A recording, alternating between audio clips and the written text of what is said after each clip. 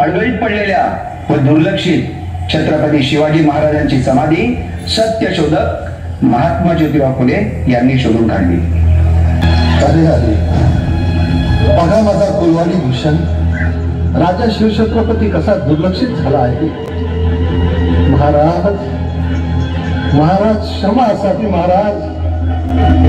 अरे ज्या राजांना हिंदवी स्वराज्य निर्माण करण्यासाठी आपलं आयुष्य घातलं, आज त्या राजाच्या, या माझ्या शिवाजी राजाच्या समाधीला कोणी वाढीवर राहणार.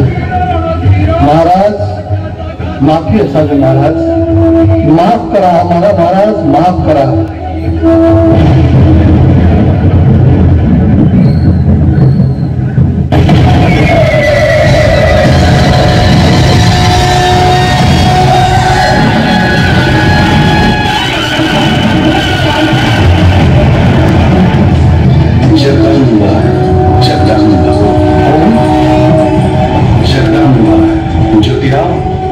आश्चर्यचकित होऊ नका.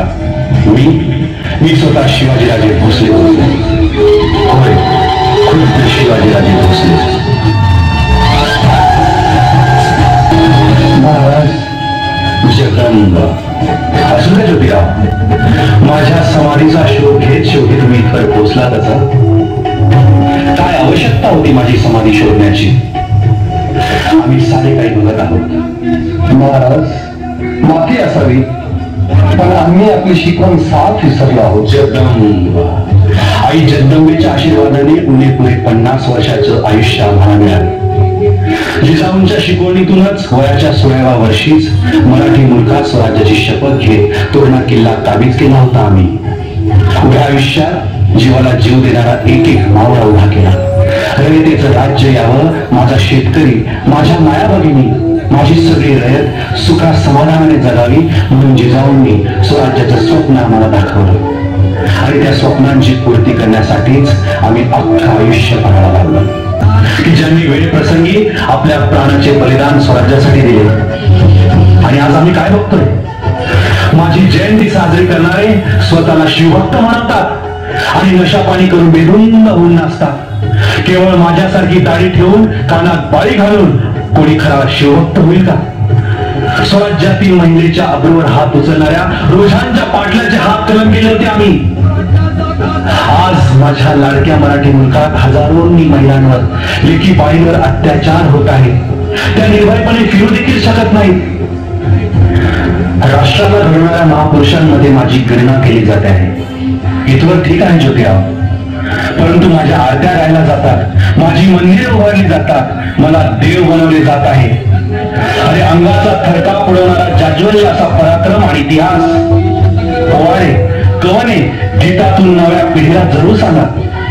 पण देव म्हणून माझे कर्तृत्व आणि पुरुषार्थाला का कमी करताय?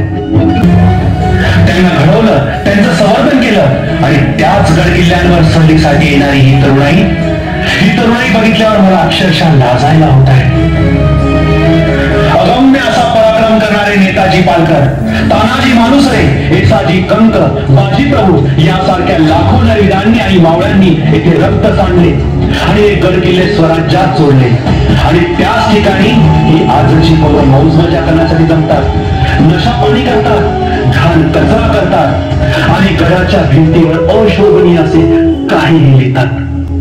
ज्योतिबा नाही बघत हे सारं.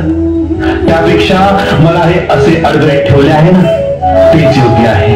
ही नवी पिढी भरकटत चालली आहे, त्याचे दुःख व वेदना मलाही आहे. महाराज माफी असावी महाराज, माफ करा. आपली ही नवी पिढी चुकीची वागत आहे.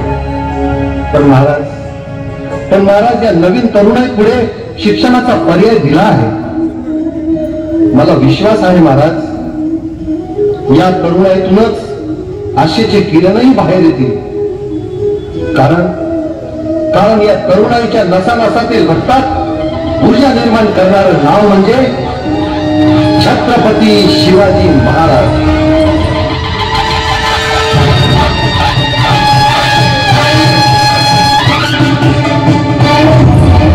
रयतेच्या राज्याची आपली संकल्पना संविधानाच्या रूपातून जशी प्रकट झाली ना, तसेच शाळांमधून, महाविद्यालयातून आणि विद्यापीठातून अभ्यास करून पुढील पिढी शिक्षणाच्या माध्यमातून आपल्या स्वराज्याचं सुराज्य केल्याशिवाय राहणार नाही महाराज. अटकेपार झेंडा गाडणं ही गतकाळाची गोष्ट झाली महाराज. परंतु आता शिक्षणातून शेतकरी, कष्टकरी, दलित, आदिवासी, महिला या साऱ्यांच्या उद्धारासोबतच सारे भारतीय विश्वविजयाचा झेंडा होतील असा मला विश्वास आहे महाराज. बलशाली भारत घडवण्यासाठी शिक्षण क्रांतीतून हे घडणार आहे महाराज. आपण आश्वस्त असावं, आपण आश्वस्त असावं.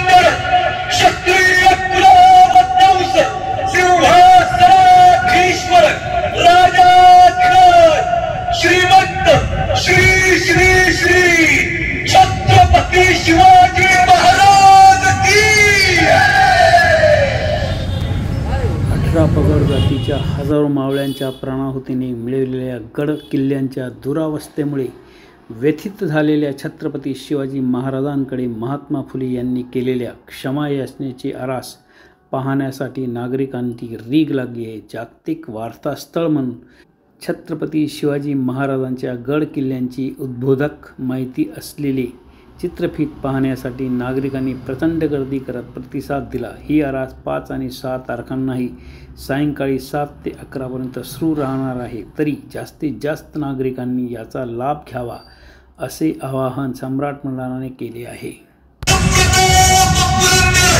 क्षत्रिय